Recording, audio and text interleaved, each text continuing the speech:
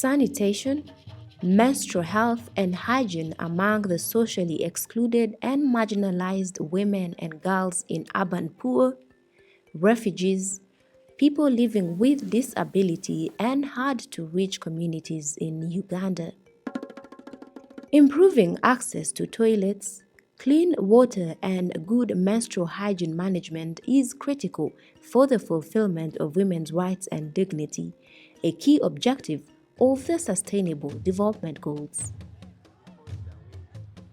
Despite this, access to sanitary facilities, clean water and dignified menstrual hygiene management is still a luxury out of reach for many socially excluded women and girls in Uganda.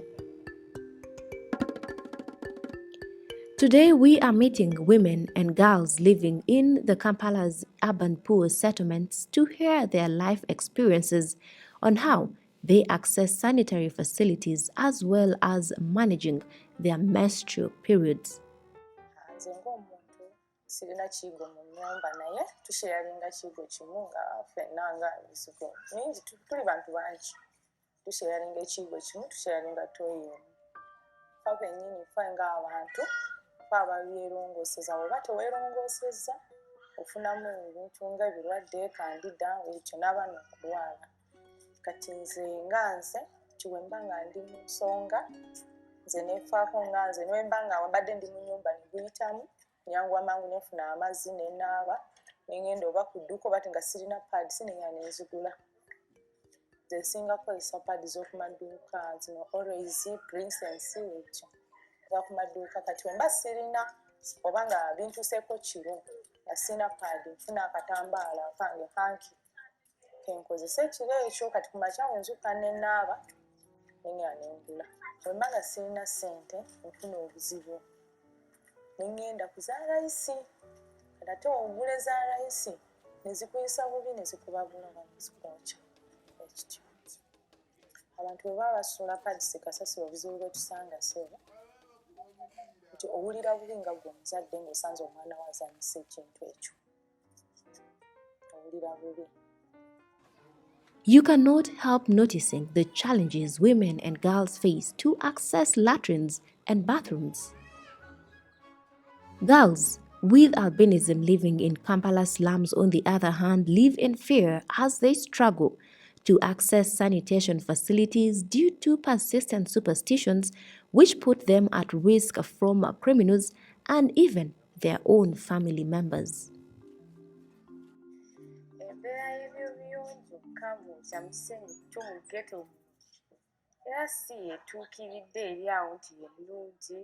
Kubeera nga ghetto wogimanyi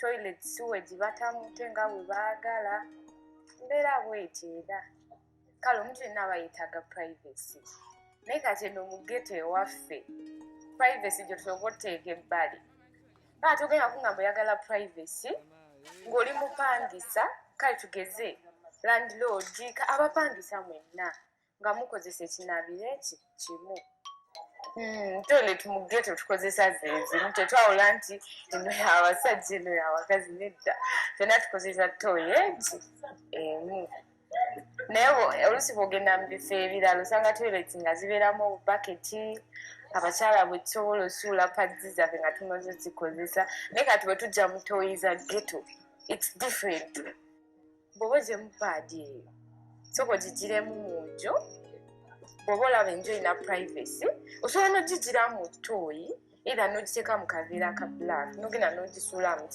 mu kaveera kakakasasiro okusinga ogisuula mu ttooyi. So it's very important abaana abalenzi babasomese what we go through so that nabo they understand kuba bw'obasomesa it's like oba oba preparing oba obateekateeka okubeera abataata kuba omwana omulenzi yenna so olina ofuuka taata if you want to kati oba ng'omuteekateeka. In Kampala's informal settlements, majority of the community toilets and bathrooms are unsafe, dirty, poorly maintained, and do not offer any privacy, putting Mutis's life at risk. People with disabilities are some of the most marginalized in society, especially in poor communities face a lot of stigma, inaccessible water, sanitation, and hygiene facilities resulting in them having limited access to wash services which are vital for people to manage their periods with dignity. The inequalities are even greater when disability combines with another aspect of identity that society discriminates against. For example, people with disabilities who menstruate can face additional exclusion. Before constructing this facility, the young girl never used to use a latrine. But now, actually, she never used to use a latrine because commonly, whenever she used one, she could end up dirtying herself. Many people with disabilities face many challenges in accessing the wash services they need to manage their periods properly, meaning they lack safety, privacy, and dignity during menstruation. Although the wash sector is making a huge effort to focus on menstrual health and hygiene, interventions are predominantly based in schools, yet many people with disabilities in Uganda are less likely to go to school, so they miss out on the information.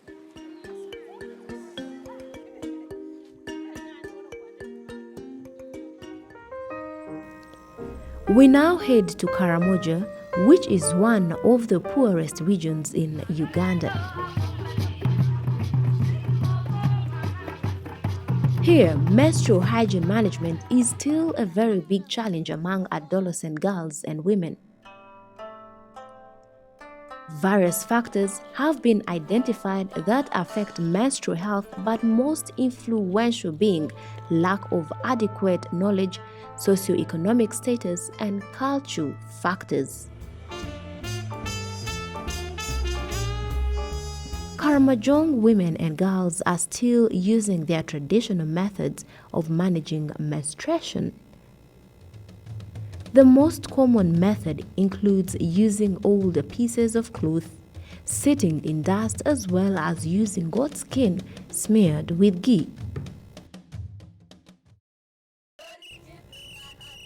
Sanitary pads are either considered too expensive or uncomfortable to use. However, the situation is changing. Schoolgirls in Karamoja are being trained by a number of development partners to make their own reusable sanitary pads. This has enabled many girls to stay in school to earn an education and also pass on the knowledge to their out-of-school relatives.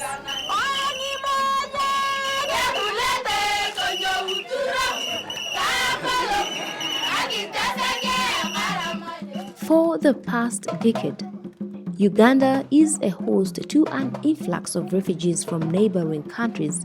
Majority of these are from South Sudan, Democratic Republic of Congo, Rwanda, Burundi, and Somalia.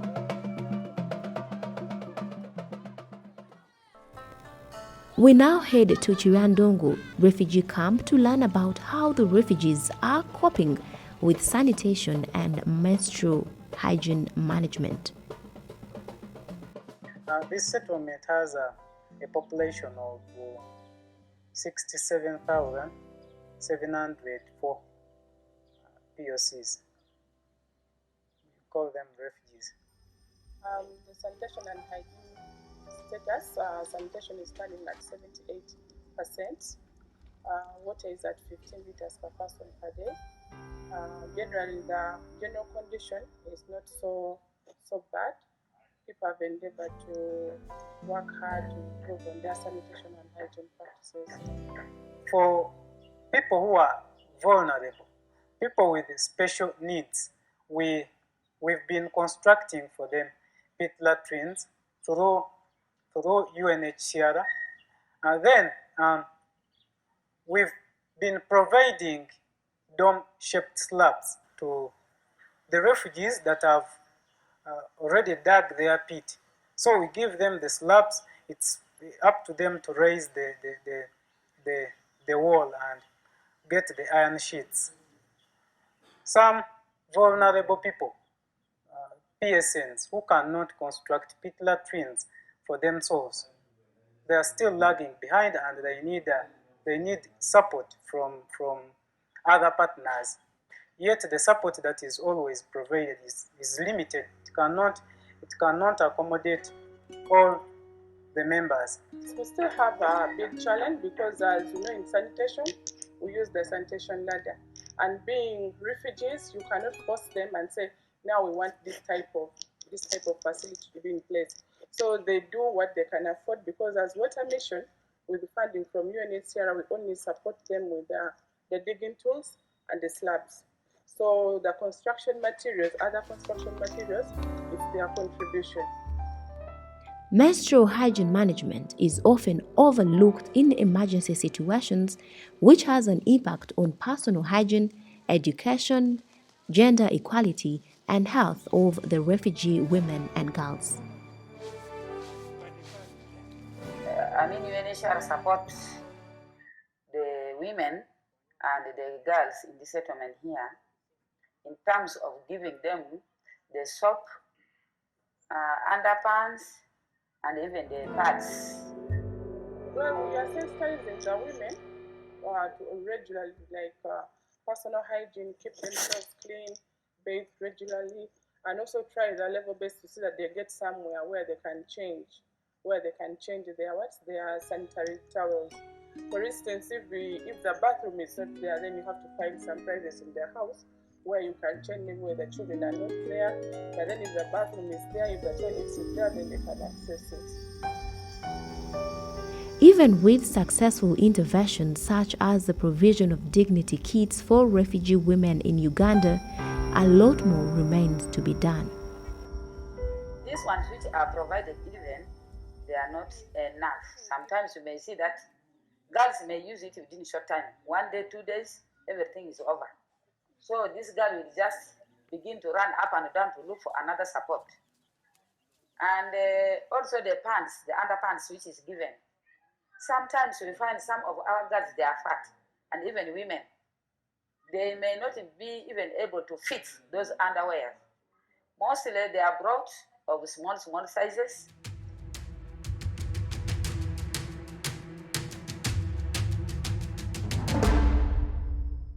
I feel that men have a lot of roles to play in supporting girls and women go through menstruation with dignity. The first support that they can give is to create conducive environment where the girls can talk about menstruation freely, that they feel that they can be heard and they can also be supported at the same time. The attitude of the men in the settlement is a bit different. They believe that things to do with the hygiene and water, collection of water, is for the women. So you find that in most cases, the women and the girls who suffer with all these activities at home. Yes, we have different practices here.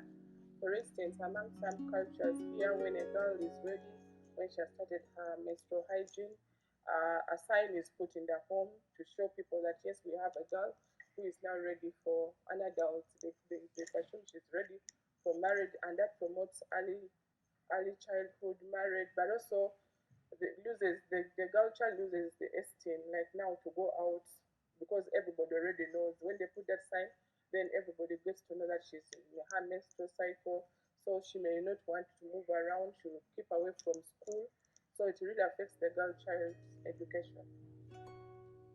Okay, John, can you please share with us the general community perception towards menstrual hygiene? I live in a community with very different tribes, with very many different beliefs, which are equally complex. Yes, some of the communities have this. They say when a girl starts menstruation, she is already prepared for marriage. They even celebrate that by having a very big feast organized. Many people gather there, men and women. That is first menstruation. That is the first menstruation. It's being celebrated in part of my community. Now, some communities also believe as soon as a girl starts menstruation, she should not move to through certain types of crops, like you mentioned, like when she moves through a ginat garden, the ginat withers and will not now yield any good result. For some other persons, when a girl starts menstruating, she is not supposed to mix freely with the rest. She is always isolated. But time and again, we kept on talking to people. These are only beliefs. They are not very true. A girl menstruating is normal. It's like any other person. So there is no need to fear her.